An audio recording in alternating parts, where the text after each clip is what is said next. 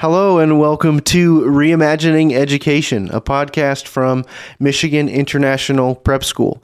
I'm your host, Eric Van Houten, and joining me today is Lynn Aronoff, Executive Director of PACE, which is Parent Advocates for Choice in Education. It's good to have you here. Thanks so much. I'm happy to be here. So what do you want to talk about today, Eric? Yeah, it's going to be an exciting episode today. So Lynn was introduced to me by our Director of Program Advancement here at MIPS because you both spend a lot of time, I'll say, lobbying or in Lansing with legislators and lawmakers, important actors, things like that in the education world to make sure that parents have the ability to make the best decision for their students and families, and basically lobbying for what is best for the students of Michigan. So today, I would love to hear about PACE, what PACE does, why you exist, why you're here, and all those things. So I'm going to turn it over to you and basically start with what is PACE? So PACE is an organization that's been around for a while. We picked it back up when Governor Whitmer vetoed the line item about charter schools in a budget. It was something that she went back and undid, but it was outrageous that she thought it was okay to veto that one item. It would affect so many children and so many families. It was the wrong thing to do. So we set out on a mission to gather parents together, teach them how to advocate if they should need. And by joining them together, their voices are stronger. Now we get to the pandemic. Everybody is home for 18 months. Everybody is seeing how their kids learn or not. And in a lot of cases, they saw how it didn't work, that it wasn't working for their child, that their children weren't being spoken to respectfully, all different kinds of stuff. Nobody could look away. Every parent, I believe, is very interested in their children's education, but whether or not they can actually be at the school for the conferences and that kind of thing, that's an economic situation. That's, if you could, I think everybody who could be there would be there. They'd want to know. But if you're working nights and you're doing things, you may not be able to be there. Nobody could go to work. So everybody saw where their kid was at in terms of their education. And we always had people that were for school choice in the past, but now we have this whole other group of just parents who aren't happy and who want to make the decisions about where their children get their education. I felt that to a tiny extent in my own life, which made me confirm even further how much of a school choice activist and advocate I am. My child, I wanted him to go in the next school district over from us, just a little bit better fit for various reasons. He wouldn't have been in terrible trouble where we live. It would have been fine. He would have been educated. They have a great reputation. But this one town over was a little bit better. There were 150 spots, 395 applicants. And they called me by mistake and said he got in, and I called them back crying, thank you. And then they called me again and said, oh my God, we made a mistake. And I called up the woman who's running it. I said, everybody's done that in their career. I've sent horrible emails to people, believe me, that you said my kid got in when he didn't. It's mild in terms of things that's happened to me in my career. But I can't buy a house right now there. I can buy a car. What do you want? He has to go there. And my kid would have learned anywhere in his home district or in the one over. They're both fine education facilities. They're fine. But when you know where your kid should be and you can't get them there, that is the most horrible feeling. And so many people woke up and saw that, oh my goodness, my kid isn't learning. And this is like the wrongest fit in the world. And by having opportunities for different kinds of education, whether it's more access to private schools, more access to tax dollars for private schools, more about funding the child and not the institution.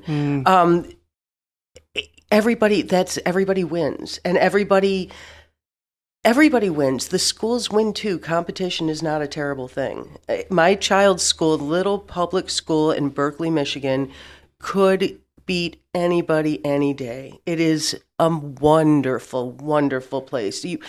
It would beat or be as good, if not better, than any of the private options. It's wonderful. I'm for public schools, but as a parent, we have to join together and make these changes. Michigan, we have the most archaic laws in the country when it comes to education. Everybody around us has a lot more school choice than we do, but we have this Blaine Amendment interwoven into our Constitution, and our kids are not getting the best of what they should. And parents, guardians, grandparents, whomever is in charge of raising the child, they're not getting to choose. You're literally a victim of your zip code, and that is not okay. So is that what I'm hearing is the core of the issue, right? Is that parents should decide what's best for their student, not their address, right? That's kind of like 100%. The baseline core. I like that. So what kind of things does PACE do, or how are we hoping?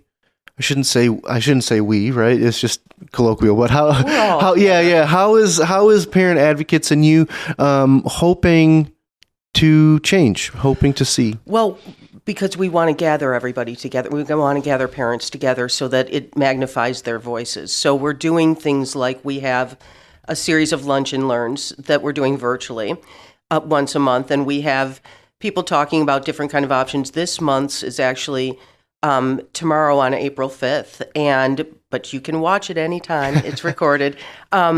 We have somebody from Associated Builders and Contractors, Jimmy Green, who is their CEO and president, talking about how trade school is a viable option and a good option, and what needs to happen to get people to legitimize that more and to mainstream it and have kids going into those programs. And when it pertains to funding for schools, that funding should follow the students so that they're not just going to the for-college track, but they're able to take that money and go to a trade school if that's what they desire. We are doing a series of in-person meetings that we're starting, pizza parties for parents in different communities. As soon as it gets warm, we're going to be everywhere signing people up because voices are stronger together. And there are so many people that their concern is about their kids. And so we just are trying to make it easy to get people to join together. And then their voices will be heard exponentially. Yeah, that's huge. So, that's the big part that we want everyone to see and know is that, the money should follow the student, not the address or not the district, right? So that's the core of this and the biggest issue there. So now that we've kind of got through that and what you want to see and what we want to do, I'm wondering if we can go a little bit more specific and kind of contrast what that process looks like right now, like kind of what the laws suggest, and what particularly needs to change, or what laws or acts or things that are coming up that really could make a difference. Does that kind of make sense? Yeah, absolutely. There's a petition drive with an organization called Let Michigan Kids Learn, and they have to reach a really high number of signatures to then have this legislation that promotes and allows for these savings accounts to go on the ballot. And what's so interesting is that right now is the moment for that to happen. There were things that have been done in the past in Michigan that didn't happen. We are a very strong union state. There's all kinds of things that explain why we are falling very, very behind what's working in all these other places. But after this pandemic, after we have all these parents not being able to look away and seeing, we have a group of people that's probably twice as big as what we had before the pandemic. In general, I mean, we don't have them, but we've got to bring those people together so that they can, once that passes, there'll be another thing going on. And parents have to advocate better for themselves. They have to. Their kids deserve the world, and they deserve to fight for it. And by fighting together, they have a really good chance of winning. And so there will always be things to come together, but we have to open our eyes. Taking care of your kids' education is another job that we all have. So we're trying to create the opportunities to make a difference, for parents to make a difference. Love that. And I had the opportunity, school choice week this year at the Capitol, and they were talking about, parents finally seeing that there might be better options, or that the Right. money should follow the student. And parents are passionate, and appropriately so. Yes. Whether you're fed up or just really intrinsically passionate about what's right, it's very much passionate group of people, and parents should be and should have this power. So Absolutely. The other track is there's this track going through the legislature, but then there's the track of the Supreme Court, what would end up being a Supreme Court, from a court case that the Mackinac Center has taken up, and their parents that. The one in particular I'm thinking of is she's a really nice woman. She lives sort of near me. Her little boys were 5 during the lockdown year, and they had a horrible year. Mm-hmm. I mean, they're twins. They're darling. They cried every day. They hated school. And now they're kids that are going into the world hating school. Mm-hmm. I mean, just the worst situation. Down the street from us, Shrine Catholic High School and elementary school open every single day. But they do fine, but they didn't have enough to send both to private school. They're paying taxes. Why couldn't those boys go to that school? Yeah. So, and they let me tell you, the people who are involved in this lawsuit have never been public people before. One of the women from the lawsuit told me that she never was a person who was going to speak up, and she's shy, and but she posted something on a mom's Facebook group from her area, which, FYI, that's where the power lies. Yeah. In those Facebook groups, the moms from wherever Facebook groups, everything's decided there. But she posted something, and all of a sudden she heard from all these neighbors, and she's like, wait a minute. Yeah, we're outraged. And yeah, I'll sign on to that thing. I want to do this. So it's the time. It's the right time. Mm-hmm. It's gonna be a battle, but it is absolutely the right time for Michigan to open up. It's like the greatest silver lining of the pandemic that could ever happen is that we could have this kind of a movement really come to fruition. Then it wasn't all a waste. And there are many silver linings in the pandemic, and horrible pain and loss. But this would be a phenomenal thing to come out of a really pretty horrible situation. Yeah, without it, so many families wouldn't have seen the need, right. The need for this. Right. I mean, there are people doing amazing things. There's a woman in Detroit who has a homeschooling coaching program that she's running, and these are kids in Detroit that were getting shamed about what their living situation was. And the parents are also getting shamed about their living situation, that they couldn't possibly homeschool their children because look at how they live and things like that are just... One of the things that this woman did was so dignified and so lovely. She bought these backdrops called Homeschool Corners, I think. And it neutralized the environment for every single kid. So every kid in the program... every kid in all the families got to have these backdrops. I mean, that, and she'll find if somebody wants to learn how to play the piano, she'll find somebody to come and teach them piano, but the dignity of a backdrop, it just shed light on so many things, and God help our children through not being those that needed to be seen by their teachers. The schools were really good about getting food to the families, but the depression, the alienation, we have a generation of kids we need parents to make the choices about where our kids are going more than we ever have. Yeah. In every respect. Because parents are seeing that, the emotional issues and what's lacking. No one knows that better than the parents. Right. No teacher can ever know the student better than the parent. Right. And for a kid that is really bright in these certain areas and going to school is not a comfortable thing for them at all, for whatever bullying or whatever reasons, having a place like a MIPS, everybody should be allowed to have all these options. It will only make organizations that are good better. Yeah. And it will be such a blessing for our kids. It's, if not now, when? So my mission every day in working for PACE is to find the parents. Because we've got to do this. This is the now, and it's super exciting. I like being at the threshold of history making stuff.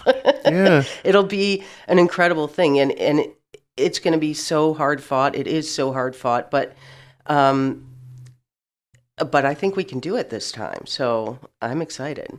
I love that, and I hope this helps. Our list. Yeah, I hope this Go helps to too, website. because I didn't know that this was happening. Like, we know the need. That's why MIPS exists, right? We know the need and we know the issues that it's addressing. But, I didn't know that this is something that we could get behind, right? That this was happening. Yeah. So I'm going to put you on the spot here, too. You mentioned a couple instances of this, but every episode of the podcast here, we end with what we call wins, and really what that means is something good that either makes us smile or that moves us in the right direction, or accomplishment, anything really from the last, we can even say so far this year, since January 1st of 2022. But I want to know whether it's PACE related, your students that you're involved with related, parents, even just a friend or a good meal or something. I want to know something good that you can think about from the last few months here. Well, I have a 9-year-old son, and so I have the honor of having those moments every day. Yeah. So I'm like coming from an embarrassment of riches in that regard. I think seeing the momentum of PACE has been incredible, but the best is dropping my son off at school, that he's going to school, and he's so excited every day, and he gets to be with his friends. Seeing kids getting together and being able to get together with people as well, with my friends as well. We're not having raves yet, but I'm so grateful for the time with the people that I love. And there's a million things. The pandemic made me just closer to my family. The last 3 months of having a little bit of freedom, just been an extraordinary time. Love it. It doesn't get much better than that. Yeah. I love it. And your son's at a school that sounds like fits. Oh, right? 100%. Love 100%. that. So I don't want to cut you off at all either. Is there anything more about PACE, about what's going on, about what you do that you want people to know about? I would just love it if everybody went to our Facebook page, check out our URL, or QR code URL. Yeah. I'm old. Sorry. URL. We'll go with that. Yeah.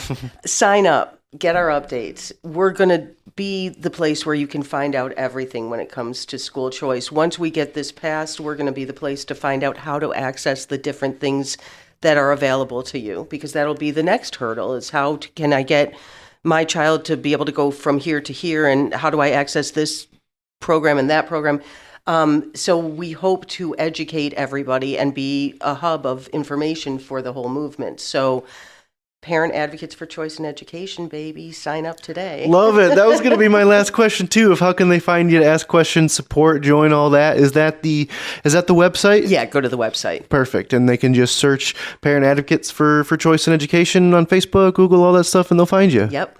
Perfect. Absolutely. Well, Lynn, it was a joy to have you on. Informative. I want everyone to know this, my students, families, and all that, to know that this is happening. So thank you so much again for driving all the way out here and taking the time to do this. Thank you. It's a pleasure.